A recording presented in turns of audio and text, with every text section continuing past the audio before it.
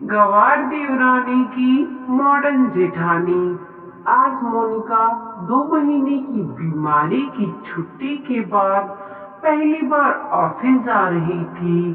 मोनिका की देवरानी वंदना ने अपने हाथों से मोनिका के लिए टिफिन तैयार किया था। वह किचन से बाहर आते हुए बोली, भाभी आपका टिफिन। और मोनिका के पास पहुंची तो मोनिका ने उसे गले लगा लिया। मोनिका की आंखों से आंसुओं की झड़ लग गई।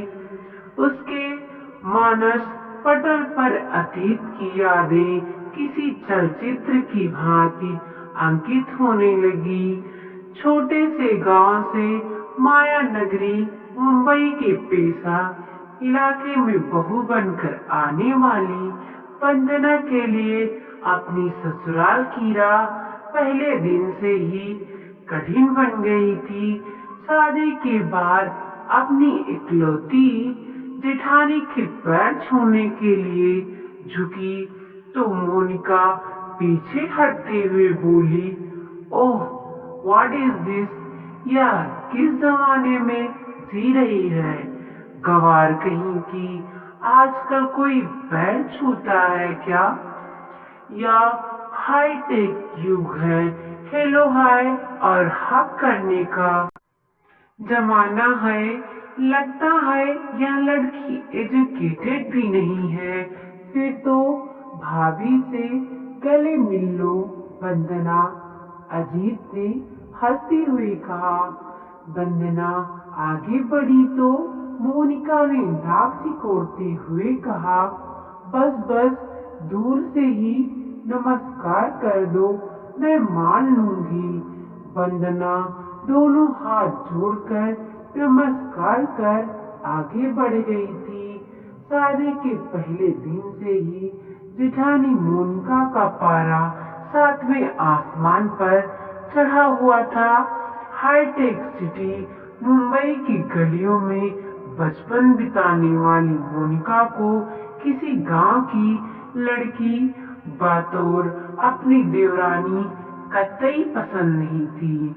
मोनिका ने अपने देवर अजीत की शादी अपने मामा की इकलौती बेटी लवलीना से कराने के लिए बहुत हाथ पैर मारे थे, परंतु अजीत ने उसकी एक ना सुनी थी।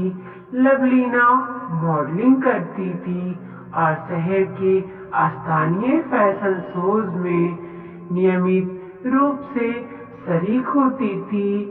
फैशन शोज के लिए वह देश के अन्य शहरों में भी अक्सर जाती थी। लवलीना का ताल्लुक हाई फाई सोसाइटी से था। जुहू स्कीम इलाके में स्टार बेटियों बेटियों के साथ स्वच्छंद जीवन का लुत्फ उठाने वाली लवलीना फिल्मों में भी अपना सब आजमा रही थी। मोनिका किटी पार्टियों, शॉपिंग व पिकनिक की जबरदस्त शौकीन थी।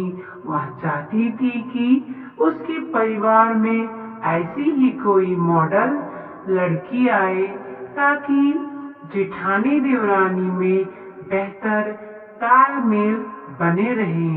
परंतु जब अजीत ने देहाती लड़की से ब्याह कर लिया तो मोनिका के तमाम ख्वाब पत्थर से टकराए शीशा की भांति टूटकर चकनाचूर हो गए। वह जल भुनकर रह गई। अजीत मेडिकल का छात्र था। जब वह एमबीबीएस के अंतिम वर्ष में स्टडी कर रहा था तब अपने मित्र सुमित के विवाह में शरीक होने के लिए उसके गांव गया था। वह पहली बार किसी गांव में गया था। पर्वतों की तलहटी में बसी इस गांव के प्राकृतिक सौंदर्य को देखकर अजीत को पहली नजर में ही इस गांव से प्यार हो गया था। गांव के चारों ओर हरियाली दूर दूर तक लहराते हरे भरे खेत, खेतों में फुदकती चिड़िया हरे भरे घने वृक्ष पर कलरव करते विहंग और उनकी छब में नृत्य करते मोर, अमरैयों को में कूकती कोयल आदि ने अजीत को इतना प्रभावित किया कि वह शादी के बाद भी कई दिनों तक अपने दोस्त के घर पर ही रुक गया था।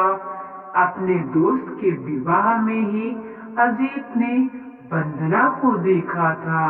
विवाह के 2 दिन पूर्व आयोजित संगीत संध्या में उसने वंदना को गाते और नृत्य करते हुए पहली बार देखा था।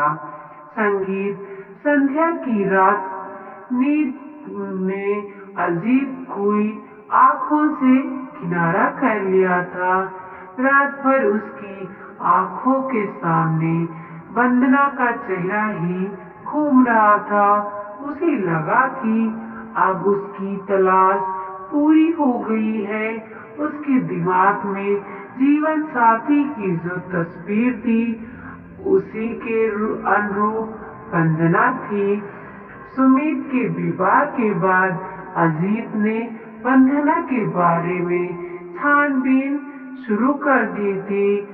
उसने सुमित के पिता शिव शंकर प्रसाद जी से इस बारे में पूछा तो उन्होंने बताया, बेटा, वंदना पंडित राम प्रसाद की ज्येष्ठ कन्या है।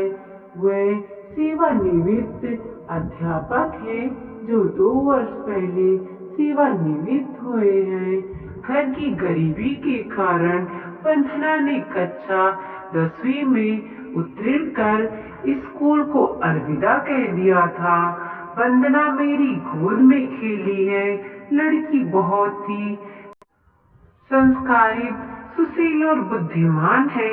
वंदना की आवाज ही बहुत मीठी व सुरीली है। वह बहुत अच्छा गाती है। सुमित के विवाह में संगीत संध्या में तुमने वंदना के गीत सुने होंगे। अजीत, एक बात मैं तुम्हें यह भी बताना चाहूंगा कि वंदना के विवाह की चिंता ने राम प्रसाद की नींद हराम कर दी है। उनकी बिरादरी के कई लोग वंदना को देखने आते हैं, पर दहेज पर आकर बात फिसल जाती है। वंदना से छोटी एक और बहन है, उसके हाथ भी पीले करने हैं। गत वर्ष पंडित जी की पत्नी का अल्पावधि बीमारी के बाद आकस्मिक मृत्यु हो गई थी। उन्होंने इलाज में पैसे पानी की तरह बहाए पर उन्हें बचा ना सके। पंडित जी की पत्नी का निधन क्या हुआ, इस परिवार की रीढ़ की ही हड्डी टूट गई। शिव शंकर प्रसाद ने अजीत के कंधे पर हाथ रखते हुए कहा, बेटा अजीत, पंडित जी मेरे बहुत अच्छे मित्र हैं। उनकी दोनों बेटियां सुंदर, सुशील और सुसंस्कारित हैं। अगर वंदना तुम्हें पसंद है और उसे अपना जीवन साथी बनाना चाहते हो तो मुझे पंडित जी से बात करने में प्रसन्नता होगी। शिव शंकर प्रसाद की बातों से अजीत के मन में लड्डू फूट रहे थे। वह जल्द से जल्द मुंबई जाकर इस संबंध में अपने माता पिता से बात करना चाहता था। शिव शंकर ने अल्प विराम के बाद कहा, बेटा, कोई निर्णय लेने से पहले अपने माता पिता से एक बार बात जरूर कर लेना। हो सके तो उन्हें एक बार यहाँ लेकर आ जाना। जरूर अंकल, मैं कोई निर्णय लेने से पूर्व माता पिता से जरूर बात करूंगा और मुझे पूरा विश्वास है कि मेरी पसंद ही मेरे माता पिता की पसंद होगी। अंकल, वंदना तो मुझे पहली ही नजर में पसंद आ गई। मैं ऐसी ही लड़की को अपनी जीवन संगिनी बनाना चाहता हूँ जिसका मन स्वच्छ कांच की तरह पारदर्शक हो, जिसका अपार साहस देखा जा सकता है। वंदना का मन ताल की स्वच्छ जल की तरह निर्मल है, जिसके भीतर सहजता से झांक कर तल को देखा जा सकता है। अंकल सुमित के विवाह के दौरान हमारी कई बार मुलाकातें हो चुकी हैं। मैं कल ही मुंबई जा रहा हूँ। आप चाहें तो वंदना के पापा से बात कर सकते हैं। अजीत उत्साहित होकर बोल रहा था। ठीक है, मैं कल ही पंडित जी से बात कर लेता हूँ, शिवशंकर ने कहा। अजीत ने मुंबई पहुंचकर जब अपने मम्मी पापा और भैया भाभी से इस बारे में बात की तो मोनिका भाभी क्रोधित हो गई। उन्होंने नाराजगी व्यक्त करते हुए कहा, अरे अजीत, मैंने तो लवलीना से तुम्हारे लिए बात कर रखी है। मुंबई जैसे शहर में गांव की अशिक्षित और गंवार लड़की लाकर समाज में हमारी नाक कटवाओगे क्या? अरे भाभी, मैंने आपसे पहले ही कह दिया था ना कि मुझे लवलीना पसंद नहीं है। मेरी और उसकी सोच में जमीन आसमान का अंतर है। भाभी, मैं सीधा साधा लड़का हूँ, जबकि लवलीना हाय फाय। अरजीत मुस्कुराते हुए और कुछ कहने जा रहा था, मगर मोनिका ने अजीत की बात काटते हुए कहा, क्या बुराई है लवलीना में? दिखने में किसी हीरोइन से कम नहीं है। अच्छी पढ़ी लिखी है, ऊंचे खानदान की है, हाई सोसाइटी से ताल्लुक रखती है। भैया, तुम्हें ऐसी लड़की दिन में चिराग लेकर ढूंढने से भी नहीं मिलेगी। कहते हुए मोनिका मुंह फुलाकर बैठक से चली गई। अरे भाई, उसे अपनी पसंद की लड़की से शादी करने दो। तुम अपनी पसंद उस पर क्यों थोप रही हो? अजीत के बड़े भाई रोहन ने मोनिका को समझाते हुए कहा। लेकिन अब तक मोनिका अपने कमरे में जा चुकी थी। 2 ही दिनों बाद अजीत अपने माता पिता को लेकर वंदना के गांव पहुंच गया। वंदना सभी को पसंद आ गई। अजीत की मम्मी ने तो वंदना के हाथ में शगुन भी दे दिया। चटमंगनी और पट ब्याह हो गया। मोनिका की नाराजगी के बावजूद वंदना इस घर की बहू बनकर आ गई। वंदना को विवाह के पहले दिन से ही अपनी जेठानी मोनिका की नाराजगी का शिकार होना पड़ा था। वह बात बात पर वंदना पर ताने कसती थी, लेकिन वंदना ने मानो विनम्रता का चोका पहन लिया हो। वह मोनिका के तानों पर चू तक न करती, चुपचाप सहन करती रही। वंदना जानती थी कि शब्द से शब्द बढ़ता है, सो उसके लिए इस वक्त खामोश रहना ही उचित है। उसे विश्वास था कि समय सदैव एक समान नहीं रहता, यह परिवर्तनशील है। एक दिन उसका भी वक्त बदलेगा। समय बीत रहा था। मोनिका एक सरकारी बैंक में नौकरी करती थी, तो वह हमेशा अपना टिफिन खुद बनाकर सुबह 9 बजे अपनी स्कूटी से बैंक चली जाती थी और शाम को 5 के आसपास लौटती थी। वंदना से मोनिका इस कदर नाराज थी कि वह उसके हाथ की चाय तक नहीं पीती थी। मोनिका के बैंक जाने के बाद ही वंदना का किचन में प्रवेश होता था।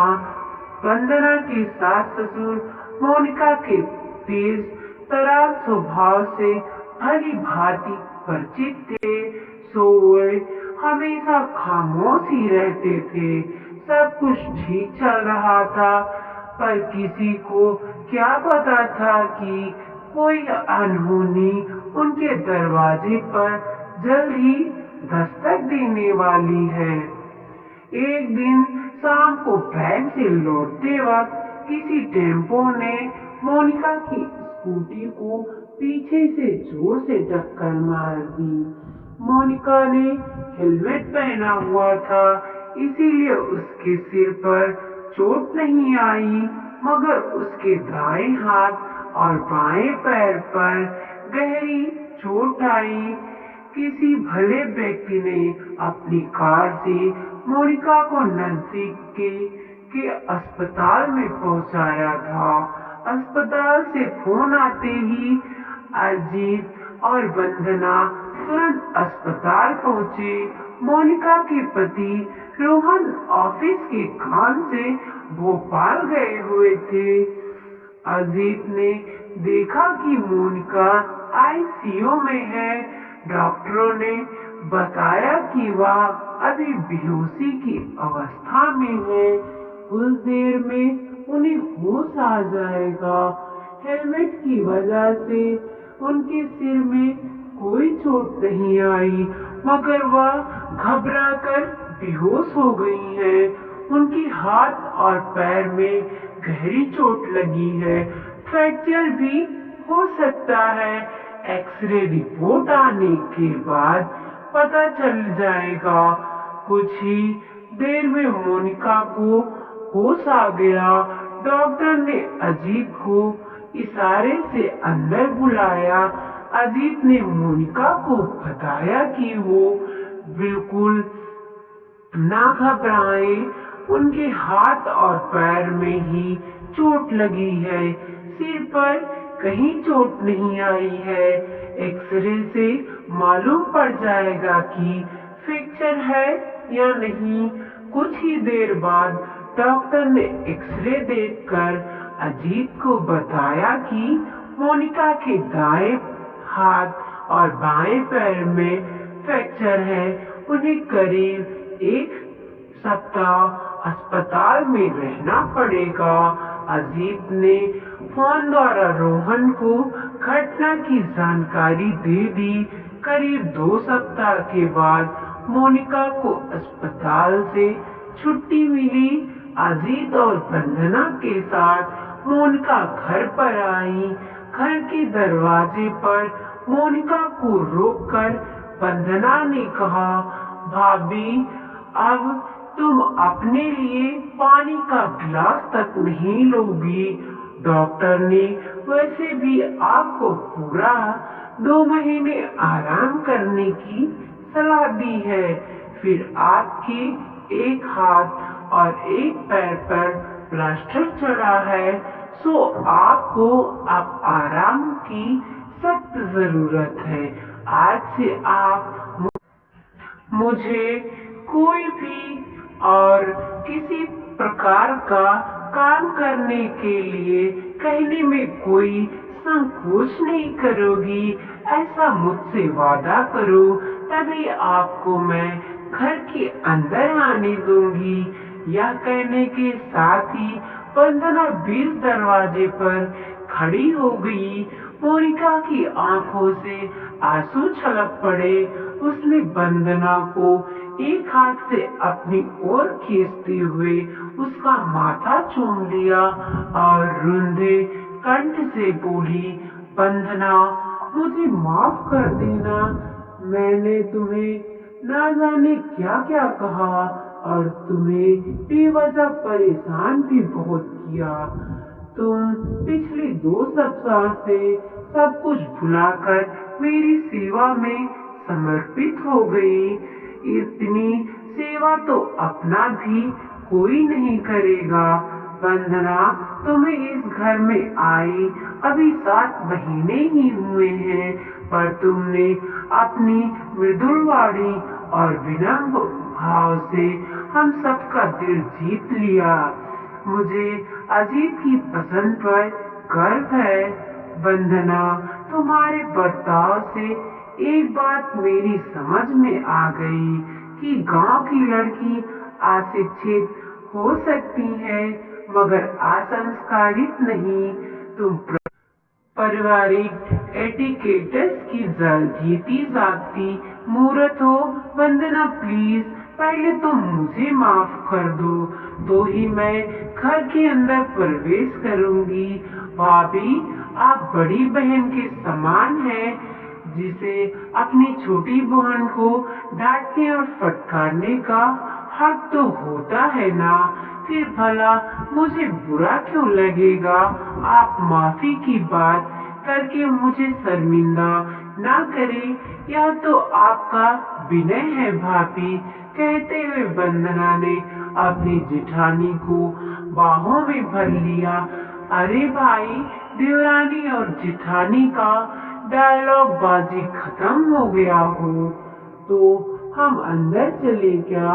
मुझे और अजीत को जोर से भूख लगी है। दरवाजे के बाहर खड़े रोहन ने अजीत की ओर देखकर मुस्कुराते हुए कहा, हाँ हाँ भाई साहब, खत्म हो गई है हमारी डायलॉग बाजी। आप सब भीतर आइए, मैं भाभी को अपने कमरे में बिठाकर आप सभी के लिए चाय नाश्ता बनाती हूँ। कहते हुए वंदना ने अपने दोनों हाथ मोनिका की तरफ बढ़ा दिए, जिन्हें उसने कसकर पकड़ लिया और धीरे धीरे वंदना का सहारा लेते हुए अपने कमरे की ओर बढ़ने लगी। अरे भाभी, आप कहाँ खो गई हैं? अब तो मेरा हाथ छोड़ो ना। आपने कब से इसे कस के पकड़ रखा है? आपको बैंक जाने में देरी हो रही है। वंदना ने कहा, ओह सॉरी वंदना, मैं तो अतीत में पहुंच गई थी। कहते हुए मोनिका ने वंदना के हाथ से टिफिन ले लिया और अपने पति रोहन के साथ धीरे धीरे सीढ़ियों से उतरने लगी। वीडियो पसंद आया हो तो लाइक कीजिए, कमेंट कीजिए और अपने दोस्तों के साथ दीजिए।